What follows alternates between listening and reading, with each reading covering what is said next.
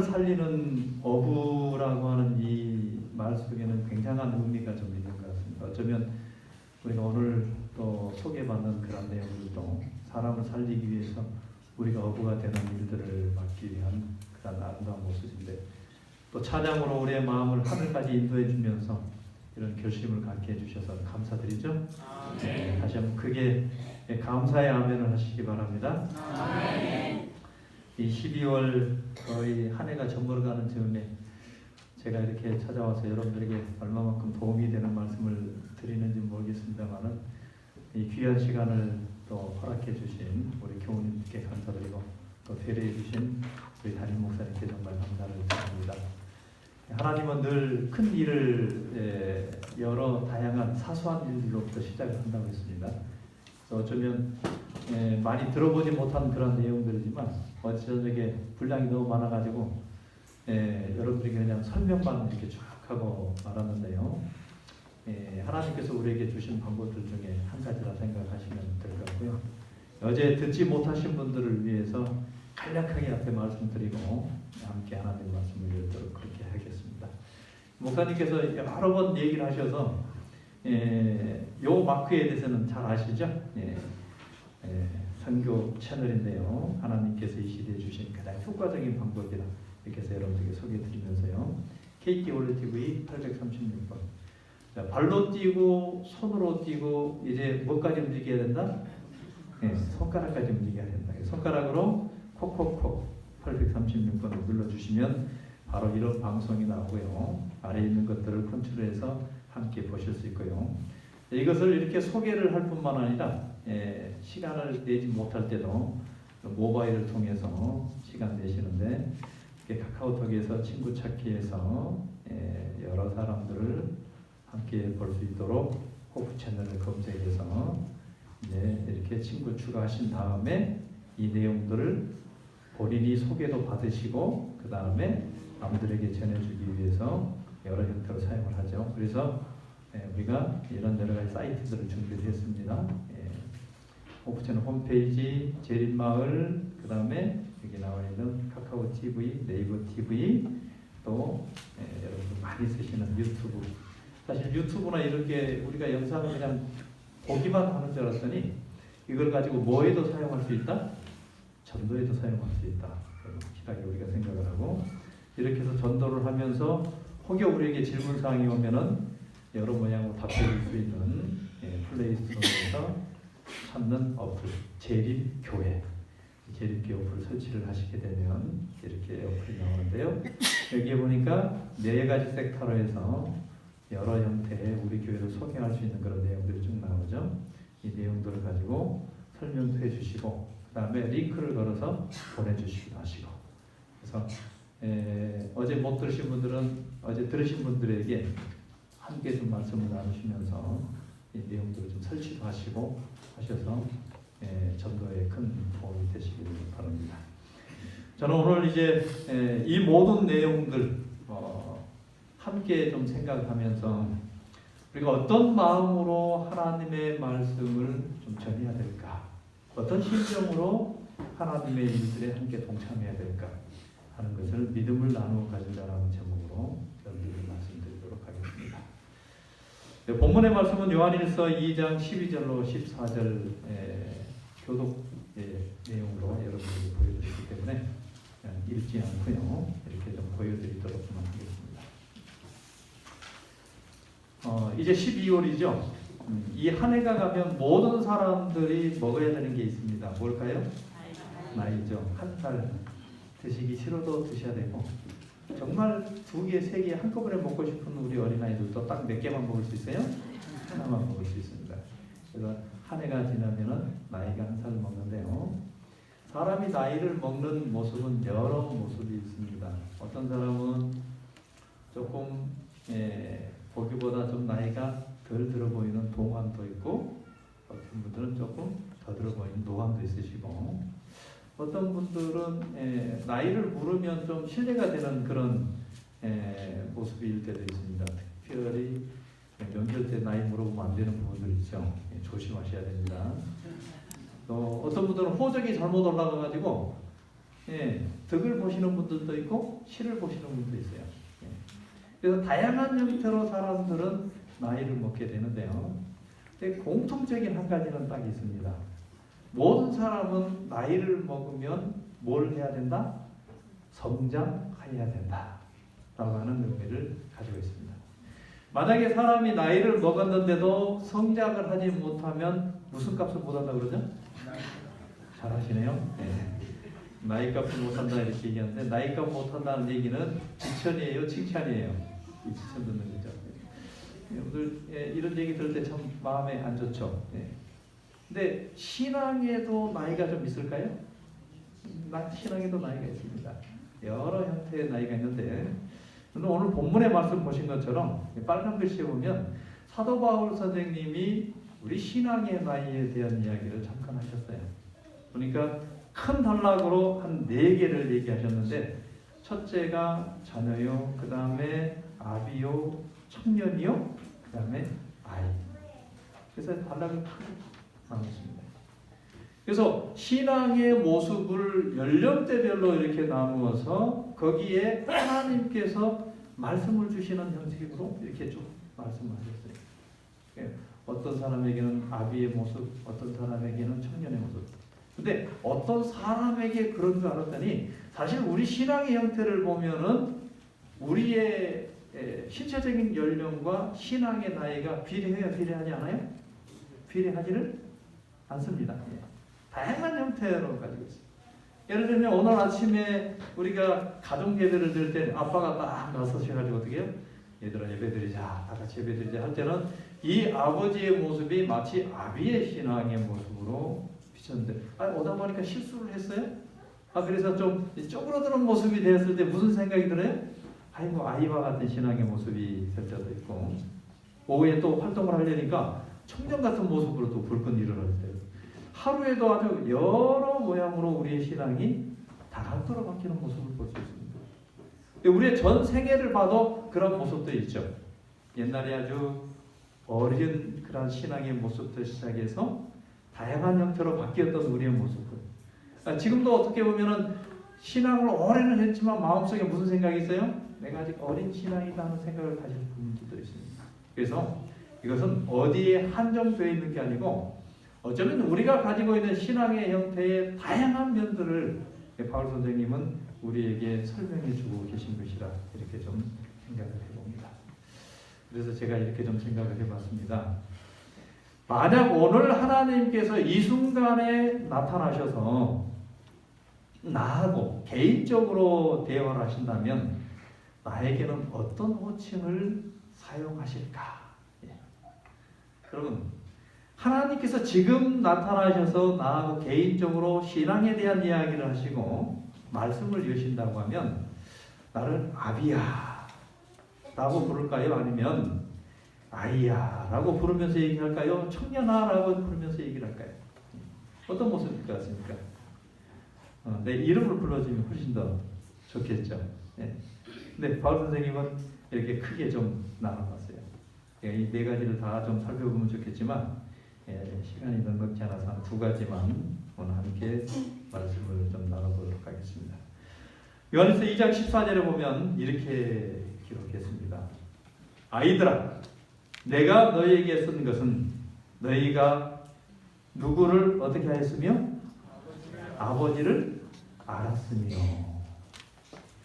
아이들의 모습을 가진 신앙의 형태의 사람들에게 바울 선생님은 하나님의 계시를 받아서 이렇게 썼습니다. 너희가 아버지를 알았다 이렇게 표현했어요. 근데 원어에 보면은 이 아이의 모습을 우리가 느끼는 것처럼 어떤 모습으로 표현했냐면 아직 성숙하지 못한 모습의 어린 신앙, 그다음 아직 미숙한 신앙의 모습을 이야기하고 있습니다. 그래서 미숙하고 아직 어린아이의 모습 속에서 너희가 가진 신앙의 모습을 여러 다각도로 표현을 할 텐데 딱 2 단어로 표현을 하기를, 그 모습의 신앙 속에서 너희는 누구를 어떻게 하였으며 아버지를 알았다라고 2 단어로 표시하셨어요. 재림교인들에게, 특히 신앙을 하는 모든 사람들에게 이건 어떤 의미가 있을까? 왜 이렇게 표현했을까? 또 이건 어떤 때의 모습을 이야기하는 것일까? 제가 곰곰이 좀 생각을 해봤어요. 그랬더니 딱 한 가지가 생각이 났습니다. 우리가 아버지를 알아봐야 되는 그런 모습이 있을 때가 언제일까 하는 것입니다. 사실 원어에 보면은 이렇게 표현했어요. 알았다라고 하는 의미를 직관적이고 본능적인 알미다 이렇게 표현했어요. 이 얘기는 곧 뭐냐면요. 아주 복잡한 시장통이 있는데 거기 저 앞에 걸어가시는 뒷모습을 보니까 딱 걷는 모습이 누구예요? 아버지. 예. 그런 알미예요. 딱 걷는 모습이 보니까 담임 목사님. 누가 봐도 담임 목사님. 딱 보니까 우리 장로님이고 내가 아는 어떤 사람이에요.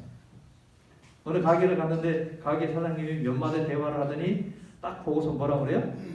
교회 다니시나요? 이렇게 얘기하시는 거예요. 그냥 그렇게 알아봐 주는 거예요. 생전에 보지도 못한 사람인데 어떻게 말 몇 마디 가지고 서로 알아봐 주는 거예요. 우리에게 이 모습은 언제 필요할까? 딱 보니까 한 군데 있어요. 우리가 예수님을 알아보지 그렇게 해야 될 것 같아요. 왜 그러냐면요. 예수님 얼굴을 아시는 분이 이 땅에 지금 있을까요? 없을까요? 한 분도 계셔요? 안 계셔요? 한 분도 안 계셔요. 예수님 얼굴 아시는 분 손 들어보세요. 예. 여러분들 초상화를 생각하실지 모르겠지만요. 초상화는 그냥 상상해서 그린 겁니다. 그죠? 예. 우리나라 사람들은 삭가쓴 모습으로 그린다고 그러고 또 뭐 흑인들은 까맣게 그린다고 그러고 백인들은 하얗게 그린다고 그러죠. 그래서 다양한 자기의 모습들대로 예수님을 그리는 거예요. 왜냐하면 얼굴을 본 사람이 없기 때문에. 딱 이렇게 표현할 수 있어요. 예수님 얼굴을 1도 모르는 사람들이 예수님 재림할 때 예수님을 보면서 뭐 해야 돼요? 아는 척 해야 돼요. 말이 됩니까? 안 됩니까? 말이 돼야 안 돼요? 뭐 한 대 마시셨어요? 그렇게 조용해요. 정말 그러잖아요. 예수님 얼굴을 1도 모르는 사람들이 예수님 오실 때 어떻게 해야 돼요? 막 환영해야 돼요. 아는 것처럼. 어떻게 하면 그렇게 할 수 있을까? 한번 생각해 보셨어요? 그래서 여기 보니까 이 직관적이고 본능적인 알을 그가 아버지를 알았다. 어린 신앙의 모습 속에서는 그냥 그렇게 하는 거예요. 제가 이 모습을 보면서 가만 생각해 봤어요. 우리는 예수님의 얼굴을 1도 모르는데 교회에 오시면, 아니 우리 일생에 보면은 계속 누구를 불러요? 예수님 불러요. 우리 예수님을 얼마나 많이 부르는지, 우리 아버지 하나님을 얼마나 많이 부르는지 한번 세볼까요? 아침에 일어나자마자 아버지 하나님 해요, 안 해요? 하시죠. 아침에 뭔 일 하기 시작하기 전에 또 해요, 안 해요? 하죠. 아침 예배 드릴 때 해요, 안 해요? 하죠. 식사할 때 해요, 안 해요? 하죠. 아침에 출발할 때 하셨어요, 안 하셨어요? 하셨죠. 도착하셔서 하셨어요, 안 하셨어요? 했죠. 안지락교 시간에 또 설교회 시간에 오직 기도만 해요. 아버지 하나님, 아버지 하나님. 계속 불러요, 안 불러요? 부르죠. 점심 드시기 전에 안 하실 분 한번 손 들어보세요. 없죠. 오후에 방문 가면 하죠. 출발할 때 하죠. 가서 하죠. 예, 예배 시작할 때 하죠. 끝나고 하죠. 근데 우리가 정말 예수님 얼굴을 알지도 못하는 사람들이 계속 누구를 불러요? 아버지 하나님, 아버지 하나님. 근데요, 일상적으로 이렇게 부르기도 하지만 정말 심각하게 부를 때가 있어요. 그런데 우리가 중병이 걸리면 어떤 생각을 해요? 정말 절박하잖아요. 그러면 어떻게 불러요? 눈물을 흘리면서 정말 가슴에 애통하면서 하나님, 아버지, 무슨 아버지? 능력과 치료가 되시는 능력의 하나님 아버지.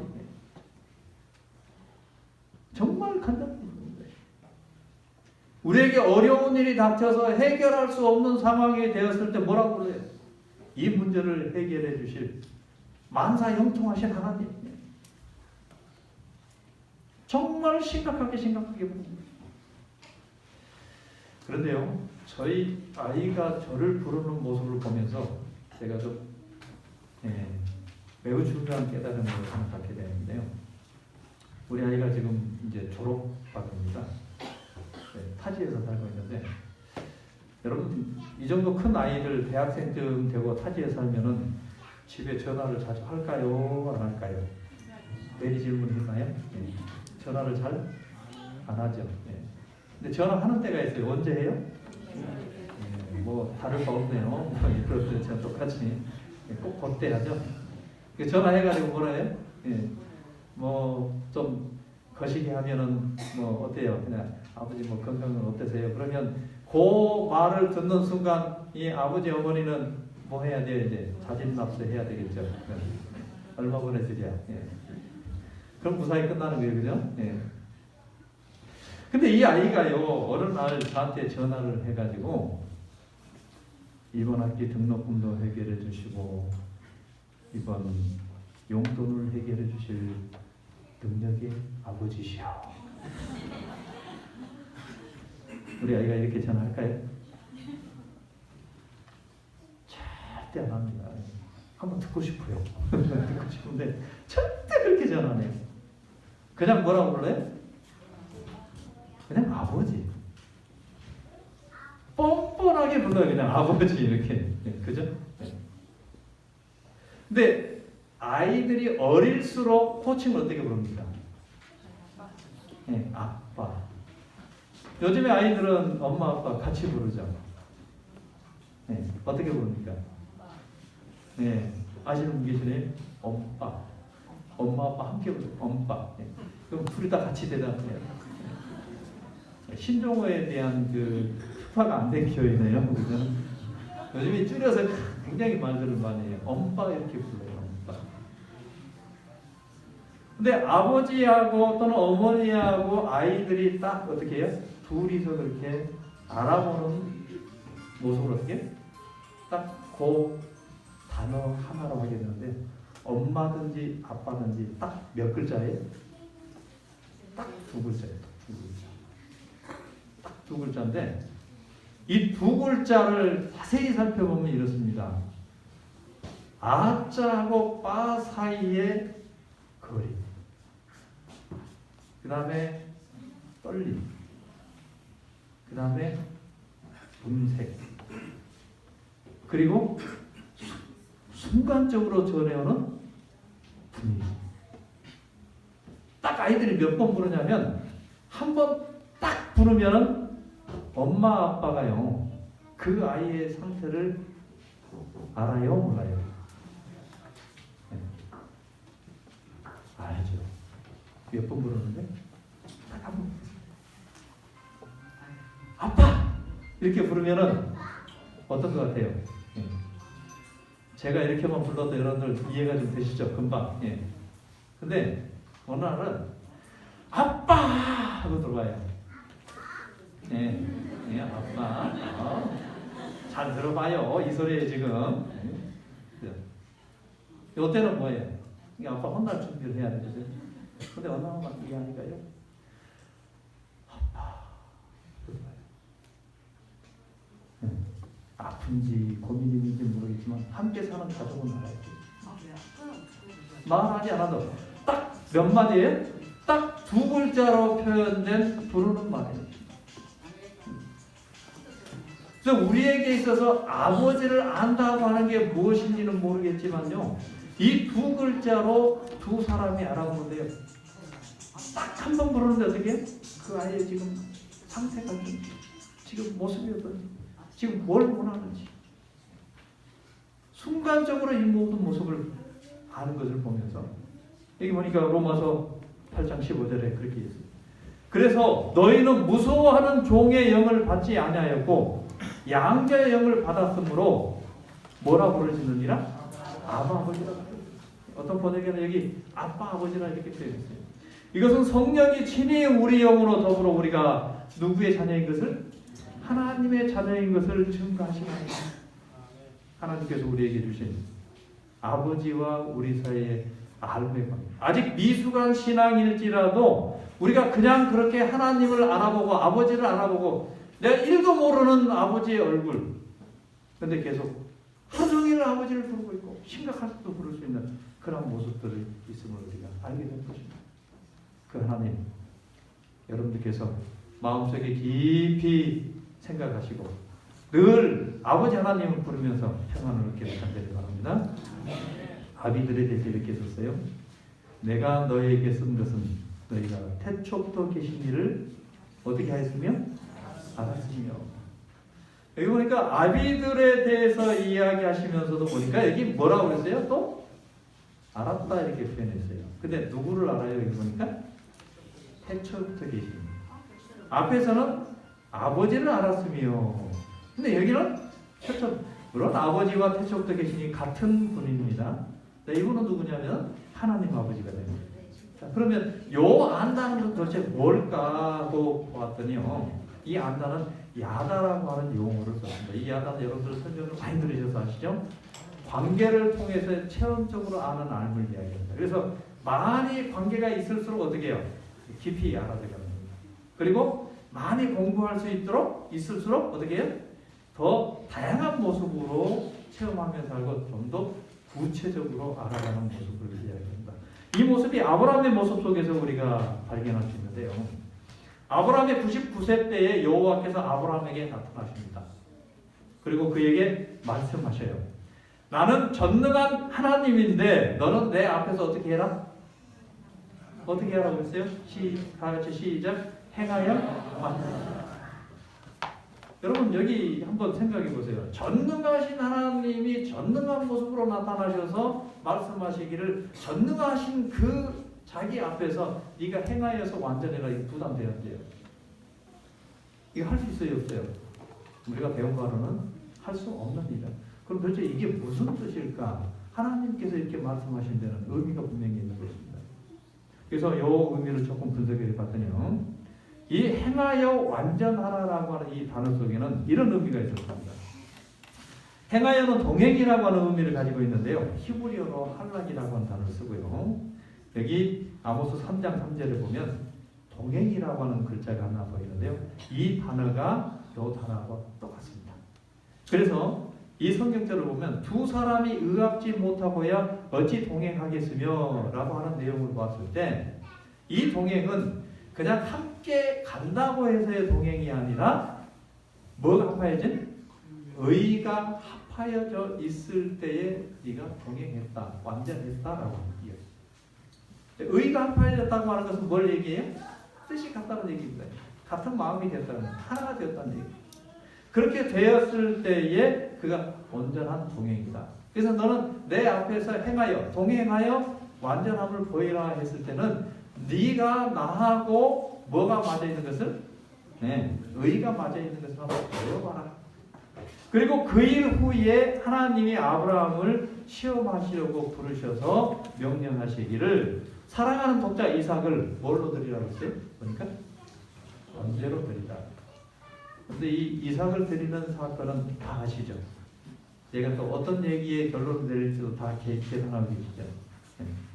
우리가 아는 바로 똑같은 이야기입니다. 다 아시는 얘기인데요.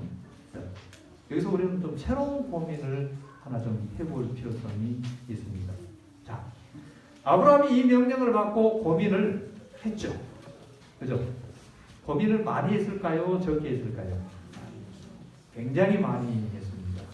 전에 드려보지 못한 기도를 드릴 정도로 고민을 했으니까요.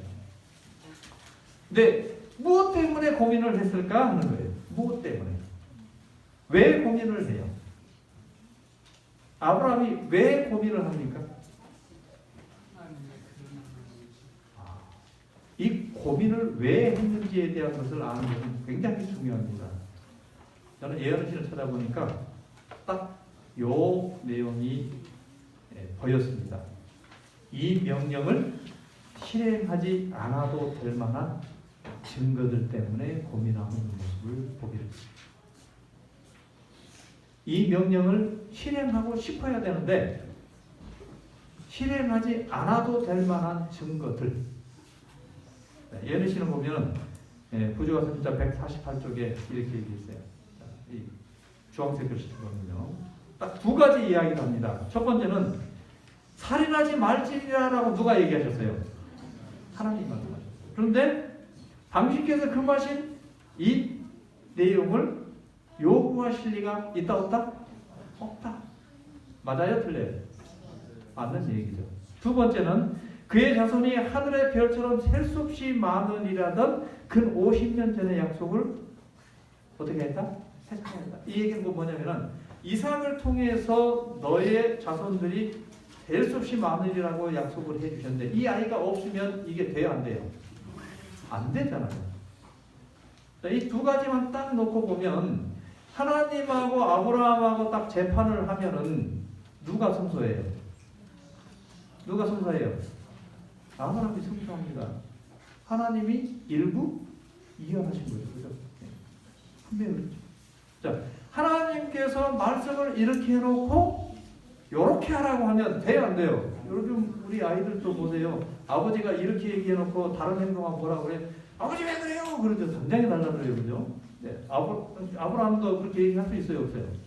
충분히 할 수 있는 요소가 있는 거죠. 이걸 어떻게 해결해야 되나? 여기 하나님께서 명령을 뭐 하신 것 같아요? 잘못하신 것처럼 보입니다. 그래서 그 다음 빨간색 글씨를 보니까 그럼 그렇지. 이런 내용이 같이 덧붙여 있어요.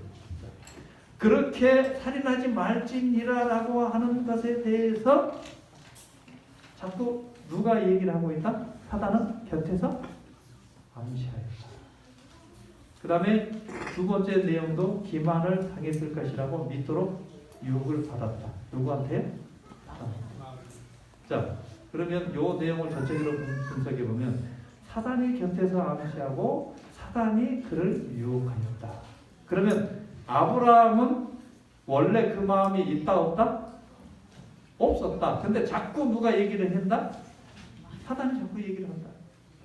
근데 사단의 속삭임인데 어떤 때는 보니까 이것이 마치 내 이야기인 것처럼 생각하고 내 고민으로 끌어들이게 되면 내가 뭘 범하게 되냐면 죄를 범하게 되는 상황 가운데 들어갈 수도 있습니다. 그래서 아브라함은 이 여러 모습들을 보면서 정말 고민을 하면서 어떻게 해요? 굉장히 깊은 기도를 드리는데 무슨 기도를 드려요? 그동안 해보지 않았습니다. 아주 간절한 기도를. 우리가 신앙생활하면서 이런 상황을 만날 때가 있어요. 현실과 하나님의 말씀이 서로 대치될 때 있습니까? 없습니까? 있죠. 많습니까? 없습니까? 많아요? 적어요? 많죠. 근데 그 순간순간의 모습들 속에서 우리가 마음속에서 무슨 생각을 해요? 묘한 생각들을 참 많이 합니다. 자, 아브라함이 근데 워낙에 사단의 속삭임이었을 뿐 그의 마음속에 이 생각에 대한 전혀 다른 생각을 가지고 있었다는 증거가 어디에 나오냐면 히브리서에 나오는데 히브리서 11장 17절을 보면 아브라함은 시험을 받을 때 믿음으로 이삭을 드렸으니 저는 약속을 받은 자로되 그 독생자를 드렸느니라. 자, 여기 보니까 독생자에 대한 이야기가 나오면서 완료형이 나왔어요. 자, 드릴 뻔하였느니라 이게 아니고 드렸느니라. 근데 실제로 여러분들 이 이야기의 결말에 보면 아브라함이 이삭을 죽여요, 안 죽여요? 죽이지 않습니다. 하나님께서 딱 잡으셨어요. 그죠? 여기 기록을 정확하게 그때 상황을 재현해 한다면 아브라함은 시험을 받을 때 믿음으로 이삭을 드릴 뻔하였는데 하나님께서 잡으셨느니라. 이렇게 돼야 맞는 거죠. 그것을 믿음으로 여기셨느니라. 이렇게 얘기해야 됩니다. 근데 하나님께서는 그것을 어떻게 해요? 드렸다라고 표현해서 완료형으로 말씀하시고 그의 마음속에 있는 것들을 끄집어내셨는데 저에게 이미 말씀하시길 내 자손이라 칭할 자는 이삭으로 말미암음이라 하셨으니 자, 옛날의 일들을 상기시켜 주시면서 저가 하나님이 능히 죽은 자 가운데서 다 같이 시작 죽은 자 가운데서 다시 살리실 줄로 생각합니다. 자, 여러분 아브라함은 이미 무슨 생각을 했어요? 하나님께서 시작하신 일들은 반드시 하나님께서 어떻게 하신다? 끝을 보신다. 그러니 하나님께서 제물로 바치라 해서 그 일들을 하게 하셨으니 그가 혹시 내 손에 죽는다 할지라도 그가 다시 어떻게 할 것이요? 할 것이 없어요. 그래 아브라함은 어떻게 보면은 이 고민을 할 필요가 있어요, 없어요? 사실 없는 거잖아요. 사실 뭘 고민할까요? 왜 그렇게 기도할까요? 자, 더 나아가 보면 로마서 4장에도 이런 말씀이 있어요. 아브라함이라 그 후손에게 세상의 후사가 되리라고 하신 언약은 율법으로 말미암은 것이 아니 오직 믿음의 의로 말미암은 것인데, 이어서 성경제를 보면 로마서 4장 17절 22절에 보면 기록된 바 내가 너를 많은 민족의 조상으로 세웠다 하심과 같으니 그의 믿음 바 하나님은 어떻게 하는 자를? 죽은 자를 살리시며 없는 것을 있는 것. 그러니까 죽은 자 살리는 것뿐만 아니라 없는 것도 있게 하시는 분이시기 때문에 아브라함이 염려할 필요가 있어요, 없어요? 하나도 없는 부분이죠. 그래서 그가 빨간 글씨 보면 믿음이 약하여지지 않냐고 믿음이 없어 하나님의 약속을 이웃심치 않고 믿음에 견고하여져서 하나님께 영광을 돌리며 쭉 이렇게 얘기합니다. 그러면 아브라함은 실제로 무슨 생각을 하고 있는 거예요? 이 문제의 모든 해결점이 하나님 앞에 있기 때문에 내가 염려할 일은 있다 없다? 없다. 근데 뭐 때문에 고민해요? 하나님 속상이라고 고민합니까? 왜 고민해요? 정말 중요한 문제를 우리가 놓치고 있었던 사실들을 보게 되는데요. 그래서 이 모든 내용을 보면서 하나님께서 그러죠. 그러므로 이것을 저에게 의로 여기셔야 된다. 그리고 이어서 말씀하시길 오늘날 예수 그리스도의 죽음과 부활이 우리를 어떻게 살리는지에 대한 것까지도 같이 연결해서 말씀하셨어요. 그래서 그 깊은 내용 속으로 좀 들어가 보면 이렇습니다. 자, 이렇게 이 모든 일들을 경영하면서 아브라함이 이 명령을 받고 드디어 아침에 일찍 일어나 어떻게 해요? 나귀 안장을 지고 두 사람과 함께 갑니다. 어디로요? 모리아 땅에 갑니다. 질문을 하나 드리겠습니다. 아브라함이 아침에 일찍 일어나 출발을 해서 가면서 사랑하는 아내 사라에게 내가 지금 다녀옴세라고 얘기를 하고 갑니까? 안 하고 갑니까? 안 하고 가죠? 자, 제물이 될 당사자 이삭에게는 이 얘기를 하고 갑니까? 안 하고 갑니까? 정말 얘기를 안 했죠? 하나 더요. 안 했을까요? 아니면 못 했을까요?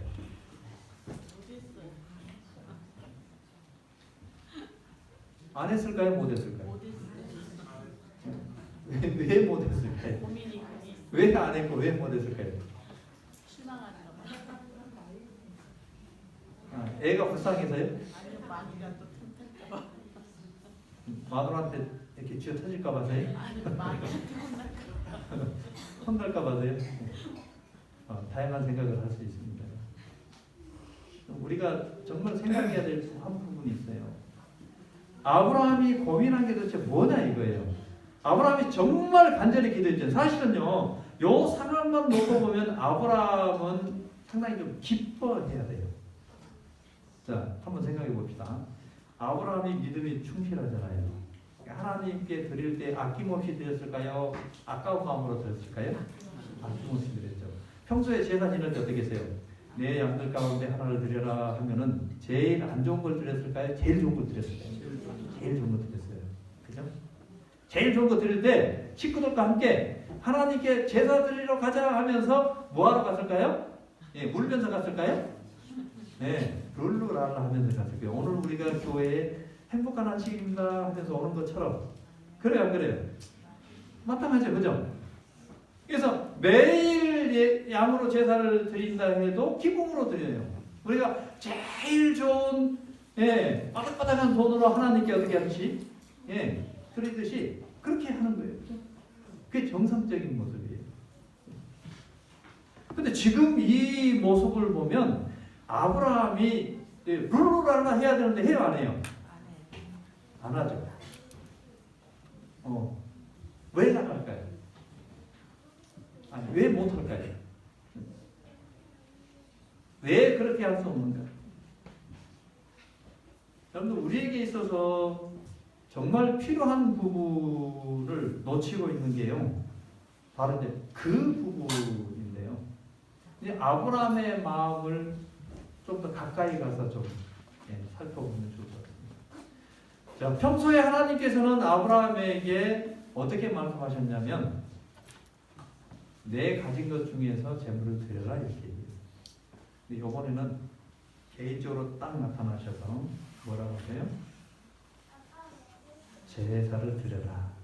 그러면서 재물을 어떻게 하셨어요? 재물을 콕 찍어줬어요. 콕 찍어줬어요. 그럼 좀 이상하죠, 그죠? 왜 이렇게 콕 찍어줬을까? 제가 알 수는 없지만 하나님께서 콕 찍어주셨어요. 그리고 아브라함이 마음속에 여러 생각을 하게 합니다. 물론 그 생각 중에 하나님의 일을 시작하시고 끝내실 것이다라고 하는 확신도 있었고, 자, 다 있었어요. 그럼 갔다가 드리면 돼. 그러니까 이 내용을 딱 받고 상황을 재현하자면 하나님께서 딱 개인적으로 나타나셔서 얘기하셔요. 만약에 여러분들도 하나님께서 개인적으로 오늘 나타나셔서 아비야 이렇게 얘기하시면서 내가 오늘 너에게 얘기하는데 어떻게 하라? 네 사랑하는 아들을 데려다가 제물로 드려라. 이 상황은 똑같은 거예요. 자, 그러면 아브라함이 또 여러분들이 딱 그 얘기를 받으면서 뭐 해야 돼요? 아, 정말 하나님께서 개인적으로 나타나서 얘기하셨으니까 나에게 뭐예요? 영광이에요? 아니면은 슬픔이에요? 영광이잖아요. 그러니까 그 소리를 듣자마자 집에 가가지고 누구한테 얘기해야 돼요? 사람한테 얘기해야 돼요. 다시 말하면 아빠가 받았으면 아내한테 가서 어떻게 해야 돼요? 아, 하나님께서 우리 아들 달래. 지금 가서 빨리 어떻게 해야 돼? 빨리 가서 제물로 드려야지. 그러면서 어떻게 해야 돼요? 기뻐하면서 막 가야 돼요. 그죠? 상황이. 그죠? 자, 그러면 여기서 한 가지 좀 생각해 봅시다. 엄마, 아빠는 그래요. 여러분들 자녀들 중에 그렇게 명령을 받았을 때 저 갈래요 하고 같이 쫓아 나올 아이 있으면 손 들어보세요. 있어요, 없어요? 문대균 장로님이 지금 저하고 지금 사촌간인데요. 네, 사랑하는 딸 누구죠? 네. 너 하나님께서 드리라고 했다. 가자. 그러면 기쁨으로 갈 것 같아요, 안 갈 것 같아요? 이렇게 손 흔드는데 드릴 마음이 없는 것 같아요. 그죠? 이게 근데 현실적으로 지금 아브라함은 일어났고 오늘날 우리에게 말씀하시는 내용이에요. 자, 여기서 무슨 간격이 좀 보이는가요? 무슨 간격이 보이는가요? 아버지하고 자식과의 관계입니다. 아버지의 생각하고 자식하고 생각이 어때요? 같을까? 틀릴까? 아버지는 믿음이 충실한데 이 충실한 아버지의 믿음에 아이들이 같이 동조할 수 있을 만큼인가? 자, 재물을 드리는 사람과 재물이 된 사람이 하나가 될 수 있는가? 자, 제7안식일 예수 재림교회들 정말 진리대로 사는 백성들이고 정말 확실한 기별 가운데 있습니다. 그리고 믿음도 확실해요. 우리가 꼭 어디에 갈 것이다? 하늘에 갈 것이다. 그리고 많은 사람들을 데리고 가겠다라고 하는데 데리고 갈 사람들과 우리가 가지고 있는 생활과 생각과 이 패턴들이 같이 갈 만큼 엮여져 있는가? 아브라함 믿음이 충실해서 자기의 신앙을 가지고 있는데요. 이삭은 과연 거기에 따라올 수 있는가? 아브라함 그 고민이 엄청 큰 것입니다. 그래서 얘기를 하지도 못했고 못했어요. 그리고 그에게 어떻게 하면은 이 일에 하나님의 말씀에 순종할 수 있을까라고 고민을 하는 모습을 기도로 표현하는 것이고 계속 3일 동안 가면서 어떻게 하늘을 쳐다보면서 하나님께서 역사해 주시기를 기도하는 거예요. 사실 이렇게 보면요. 하나님께서 이삭을 드리라고 명령하신 이후에 하나님께서 너 언제까지 드려라라고 기한을 정해 주셨어요, 안 정해 주셨어요? 다시는 정해 주지 않았습니다. 그는 아브라함의 마음대로 어떻게 해요? 지금처럼 3일 만에 드려도 되지만 열흘 후에 드려도 되고 한 달 후에 드려도 되고 한 10년쯤 있다가 드려도 돼요. 10년이나 됐는데 하나님이 뭐라 그래요? 야, 너 왜 안 드려? 그러니까 어떻게 하나님 조금만 좀 기다려야 돼요. 좀 준비 좀 해가지고 이렇게 할 수도 있어요. 우리 재림교인들처럼. 예수님 내일 오시면 어떻게 할 거예요? 아니 준비가 안 됐는데 왜 이렇게 얘기를 많이 하죠. 준비가 왜 이렇게 긴지는 모르겠지만 어쨌든 그런 분들. 그래서 딱 어떤 상황을 재현해 보시냐면요. 아브라함이 이 이야기를 듣고 이삭을 부릅니다. 그 이삭에게 이 얘기를 솔직하게 합니다. 아, 이삭아. 여러분들 같은 이제 아들에게 얘기하죠. 아들아, 내가 하나님께서 어제 나타나셔서 우리에게 개인적으로 얘기하셨는데 너를 재미로 드린다. 가자. 그랬더니 이 아들이 아버지를 이렇게 한참을 쳐다보며 눈을 꼭 보더니 뭐라고 하냐면요. 아버지 알겠는데요. 제가 화장실 좀 갔다 올게요. 다녀와라. 화장실 보냈더니 얘가 와요 안 와요? 자, 우리 아이는 올 것이다. 손 들어보세요. 안 와요? 왜 안 와요? 엄마 마음대로 정했다고.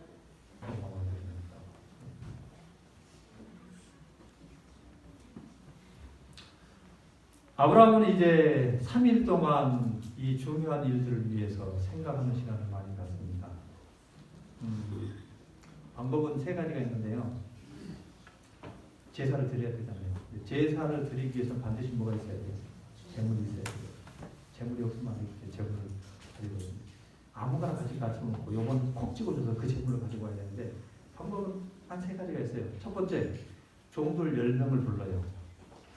그리고 순간적으로 이삭이 도망가지 못하게 확 잡아요. 꽁꽁 묶어가지고 그냥 대롱대롱 매달고 가요. 첫 번째 방법입니다. 두 번째, 딜을 해요. 평소에 그가 하고 싶었던 일이나 또는 정말 욕심이 갈 만한 어떤 일들을 가지고 어떻게 해요? 예, 이야기를 막 하면서 어떻게 해요?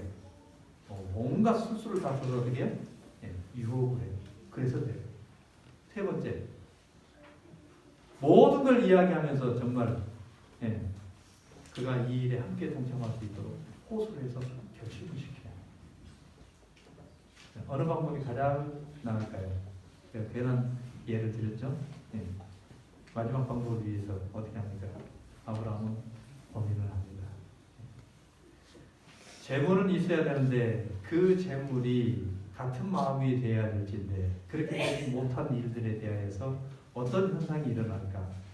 아브라함은 적어도 이삭의 마음을 정확하게 알지 못하고 있는 것 같습니다. 그래서 고민합니다.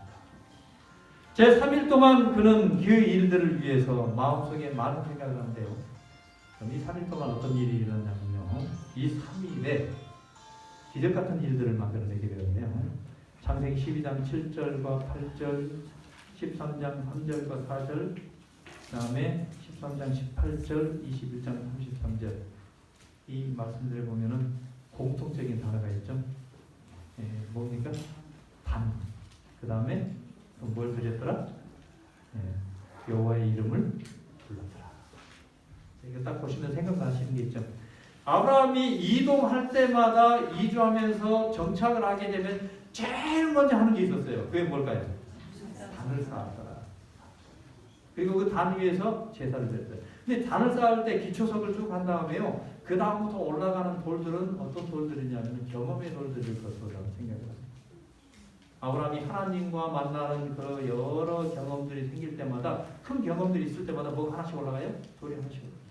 근데 이 교회를 지은 지 지금 2년 되셨어요. 전에 있던 교회 생각납니까? 안 납니까? 생각나시죠? 혹시 그대로 건물이 있다고 하면은 그 건물에 마당만 들어서도 가슴이 뭉클해지시는 분들 계셔요. 왜요? 경험이 거기에 살아있기 때문에. 그 나무 하나만 봐도 문턱 하나만 봐도 막 옛날의 그 모습들이 막 생각나는 거예요. 아브라함은 그렇게 단들을 쌓아서 하나님께 제사를 드리고 거기에 드려진 제물은 정말 하나님께 마음을 다해서 드리고 온 생애를 다 바쳐 드리는 제물이죠. 그러니 그가 가지고 있는 그 모든 일들을 그가 생각할 때 얼마나 가슴이 큰, 가슴이 뭉클한 그러한 모습이 있습니다. 아브라함은 3일 동안 어쩌면은 그 단들의 일부를 좀 돌았을 것이라고 저는 그렇게 생각해요. 그래서 부조와 선지자에 보니까 제가 생각한 거하고 딱 맞는 내용이 있어요. 마침내 아브라함은 그의 아들을 불러 먼 산에서 희생을 드리라는 명령에 대하여 그에게 드디어 어떻게 해요? 마가했다. 어디 가서요? 여기 가서. 이삭은 종종 아버지와 함께 아버지의 유랑 생활을 말해주는 어떤 제단들에 뭐하러 갔다? 예배하러 갔다. 평소에 그가 함께 어디를 갔다는 거예요? 쌓아뒀던 단. 오늘은 여기도 가보고 내일은 저기도 가보고 어쩌면 한 달 후에는 저쪽에 있는 것도 가보고 거기 가서 예배를 드렸는데 그 단 앞에서 그가 이 아들과 대화를 하는 겁니다. 이 단 앞에서는 어떤 대화를 할까요? 얘야 시험 잘 봐라 이 얘기 할까요? 야 그만 놀아라 이 얘기 할까요? 여러분 어떤 얘기를 하는 것 같아요 지금? 경험의 이야기가 오가는데 경험의 이야기가 오가면서 뭐가 되어지는 거예요? 하나님과의 만났던 아버지의 모습을 깊이 알게 되고 깊이 한 그 마음이 누구에게 전달이 돼요? 아들에게 전달이 되죠. 여러분 여기 그 부조와 선지자 152쪽에 보면 그래서 이렇게 얘기했어요. 그는 즉 이삭은 아브라함의 믿음을 어떻게 한 사람이었으므로 나누어 가진 사람이었으므로. 다 같이 그 주황색 글씨 위에 그만 한번 읽어봅시다. 시작. 아브라함의 믿음을 나누어 가진 사람이었으므로 자신의 생명을 하나님께 제물로 드리도록 부르심을 받을 것을 영광으로 생각하였다. 그는 아버지의 슬픔을 덜어주려고 했으며. 이게 부전자전인 것입니다. 이 발문거리 부전자전이 아니고요. 아예 그 마음까지 갖다냅니다. 하나님과 아버지가 하나 되고 아버지와 자녀가 하나 되는데 하나님 안에서 하나가 되면은 아버지가 생각하고 있는 그 믿음의 행보와 그 다음에 결론들이 누구도 똑같아져요? 아들도 똑같아요. 그러니 그 아들이 제물을 드리라고 해서 이 아버지가 확신을 가지고 있는 확신을 누가 똑같이 갖게 되는 거예요? 이삭도 가지고. 그래서 그가 그 선상에서 힘없는 아버지의 손을 오히려 어떻게 하면서 푹 뻗으면서 지금 이게 가능한 일이냐 이거예요. 평소에 그냥 아무런 교감도 없다가 흔히 그런 얘기를 하죠. 아주 극단적인 얘기입니다만은 아버지와 그 다음에 자녀가 한 소파에 앉아서 이렇게 TV를 보고 있는데요. 한쪽에서 아이가요 핸드폰 가지고 똑똑똑 하더니 카톡을 보냈어요. 카톡? 아버지한테 뭐라고 그랬냐면요. 아빠? 물 좀 떠다 줘요? 이렇게 보냈어요. 그랬더니 아빠가 다차고 그랬더니 딱딱하게 또 보냈어요. 아이 핸드폰 카톡해서 뭐라고 왔을까요? 네가 떠다 물어. 이게 대화입니까? 아니면 뭡니까?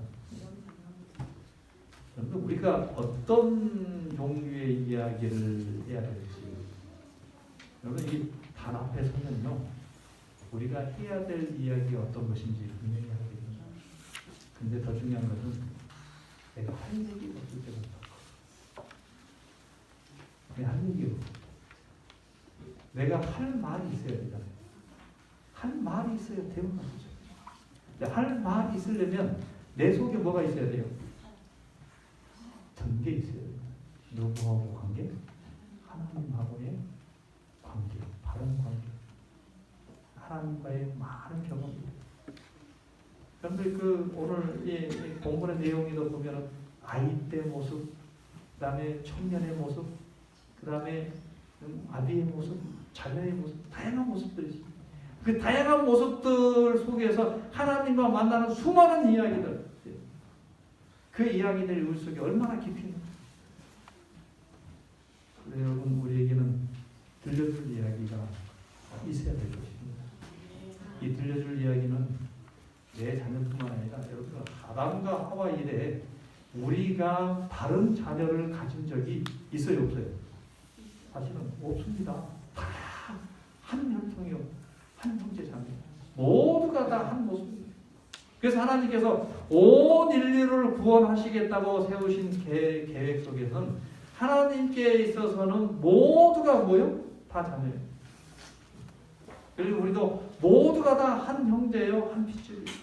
그러니 우리가 서로 다른 생각을 가질 이유가 하나도 있어요, 없어요? 하나도 없어요. 그래서 제가 방법적으로 몇 가지를 이렇게 말씀드렸지만 사실은 그런 거의 그냥 방법에 불과한 것이고요. 정말은요, 이분 그 방법을 통해서 여러 형태로 연결된 사람들 함께 이야기를 하면서 내가 가지고 있는 그 모습들을 다 보여주고 또 그 보여준 모습들 속에서 함께 감동을 받고, 그래서 들려줄 이야기가 있으므로 그들이 또 어떤 이야기가 있어요? 들을 이야기가 있는 그 하나님 안에서 그런 풍성한 교제와 함께 우리가 다 같이 하늘에서 가서 만날 때 정말 우리가 그런 모습으로 하나님과 함께하면서 하늘에서 정말 모세의 노래를, 그 경험의 노래를 다 함께 부르는 저와 여러분 되기를 간절히 바라면서 말씀을 마치겠습니다. 아멘.